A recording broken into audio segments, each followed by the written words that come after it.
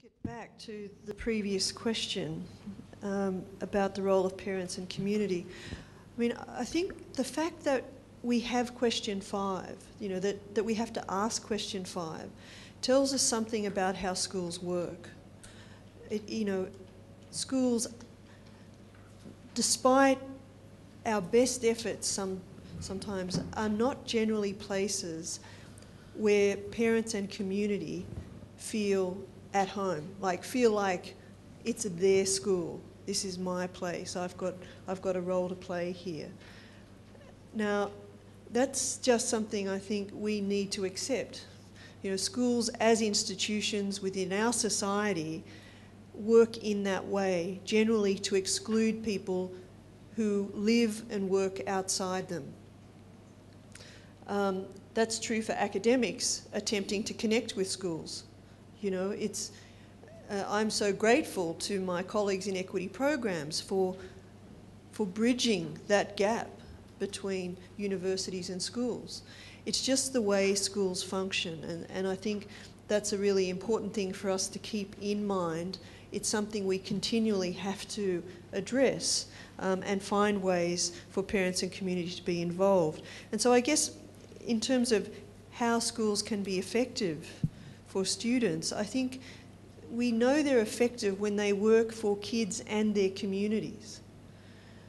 When kids and parents feel like their school is working for them. It's addressing the needs of their young people.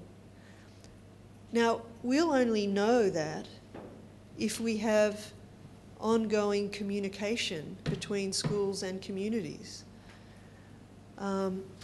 And I think it's a significant challenge, but I think it is one that will give us and allow us this kind of data and the information we need to be able to answer that question. Is our school effective? Well, only if it's working for the kids and the communities that they're positioned within.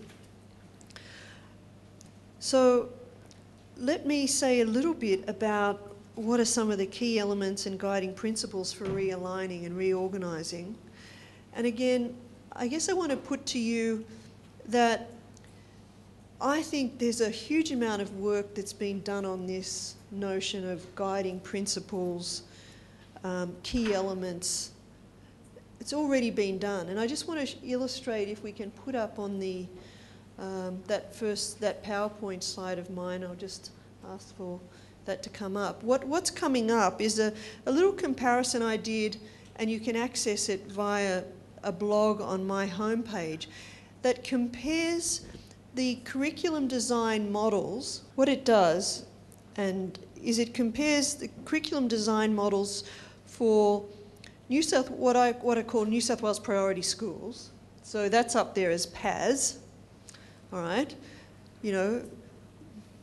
Tracing back to DSP through priority schools. There's a long tradition of the principles that have been espoused through equity programs in New South Wales. They're up there as PAS. I've also put up there the principles of the Coalition of Essential Schools, which is the late Theodore Sizer's schools that were inspired and very much mentored through his work in the US. So the principles of the Coalition of Essential Schools are there as well. I've also put up there the Stanford School Redesign Network, which is Linda Darling-Hammond's School Redesign Network. And I've also put up there the principles of big picture education. And what you'll see is that they're all pretty much saying the same thing. They're all saying, look, these are the things that we think are really important to have in schools. So my suggestion in terms of my response to this question is, don't spend time figuring out more principles that we need. We've got more dot points worth of principles to guide our practice than we need. But let's hold on to some of these and let's figure out how to make them work in our schools. So let's recognise that those of us that work and teach and research in the area of social disadvantage over many, many decades have developed a very strong knowledge base about what works. But the challenge for every person that walks into a classroom in that context is how to do it.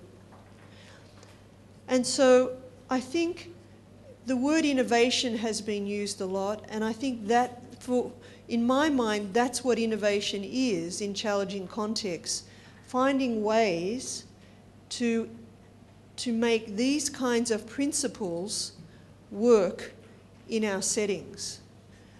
But in order to implement these kinds of guiding principles, we need to create spaces for professional dialogue, for the kind of sitting down together and figuring this out in a way that allows us to think deeply about our practice and what it is we want to achieve. Finding ways to support sustained and frequent professional conversation about our practice, about these kinds of principles, is essential. 4 little ideas that I thought I'd point out. And the first one's about valuing and giving voice to who students are as they identify themselves. And I know that that's something that I've spoken a little bit about previously, but it's about appreciation and respect for individual students and the way that they identify themselves, and giving positive regard for that social difference in our schools and classrooms, and recognising our social groups in the way that they identify themselves.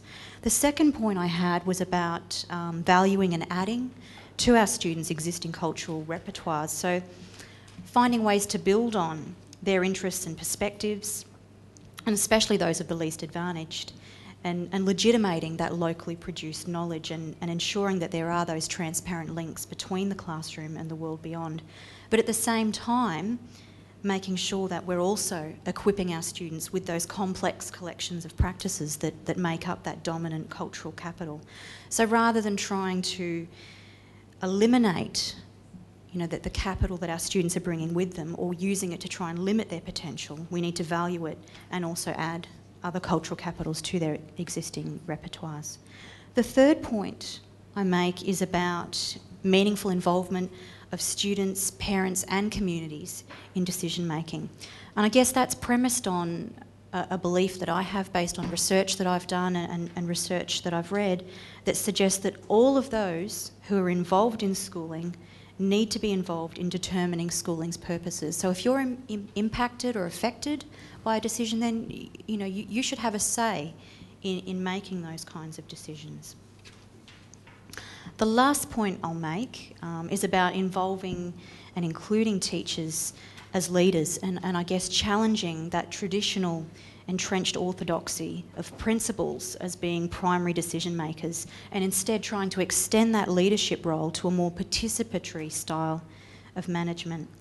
Because we know that involving in decision-making processes those such as teachers who will be responsible for implementation of things like reform strategies, the research tells us that this really impacts on their motivation to act upon and commit to those intended outcomes.